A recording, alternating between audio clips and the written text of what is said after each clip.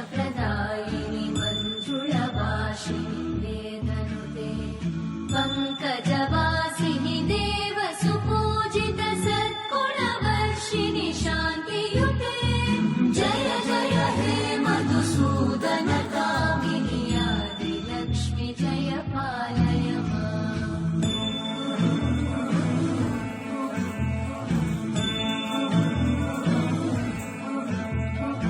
ऐतलि कल्मषनाशिनि कामिनि वैदिकरूपिणि वेदमये क्षीरसमुद्भव मङ्गलरूपिणि मन्त्रनिवासिनि मन्त्रनुते मङ्गलदायिनि अम्बुजवासिनि देवगणाश्रितपादयुते जय जय हे मधुसूदन कामिनि धान्यपालय माम्। जय वरवर्णिनि वैष्णवि भागविमन्त्रस्वरूपिणि मन्त्रमये सुरगणपूजित शीघ्रफलप्रद ज्ञानविकासिनि शास्त्रनुते भवभयहारिणि पापविमोचनि साधुजनाश्रितपादयुते जय जय हे मधुसूदन कामिनि धैर्यलक्ष्मि जय पालय माम्।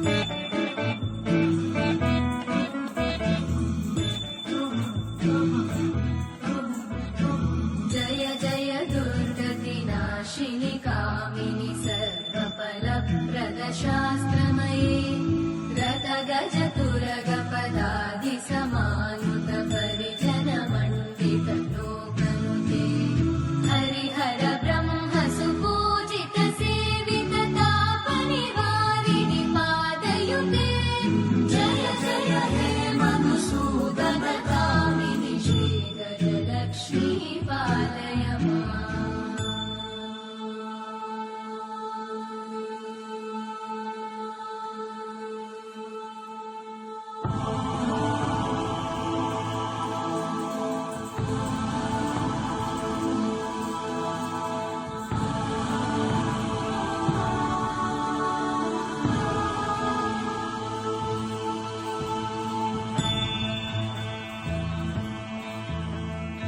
ऐकगवाहिनि मोहिनि चक्रिणि रागविवर्धिनि ज्ञानमये गुणगणवारिधि लोकहितैषिणि सकलस्वरवरदाननुते सकलसुरासुरदेव मुनीश्वर मानववन्दित पादयुते जय जय हे मधुसूदन कामिनि सन्तानलक्ष्मि पालय माम्।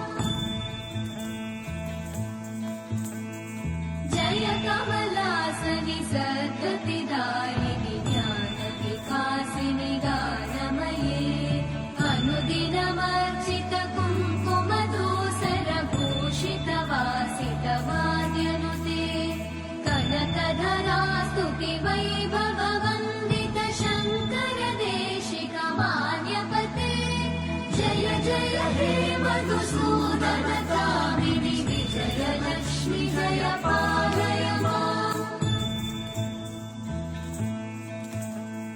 प्रणत सुरेश्वरि भारति भार्गवि शोकविनाशिनि रत्नमये मणिमय भूषित कर्णविभूषण शान्ति समावृत हास्यमुखे नवनिधिदायिनि कलिवलहारिणि काम्यफलप्रद हस्तयुते जय जय हे मधुसूदन कामिनि विद्या लक्ष्मि पालय माम्।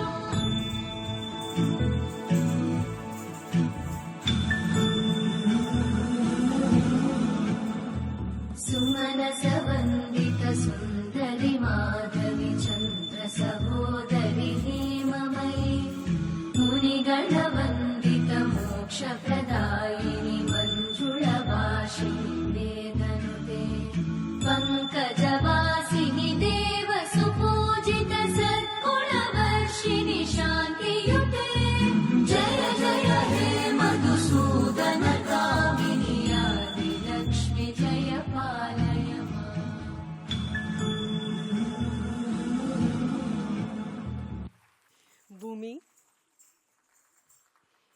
अनुश्री, जानवी सेठी, वनिता,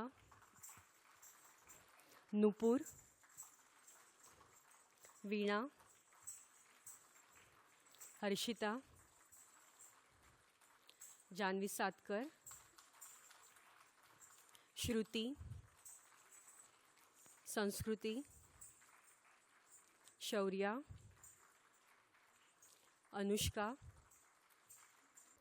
मेघना, सौम्या, वैष्णवी, काव्या।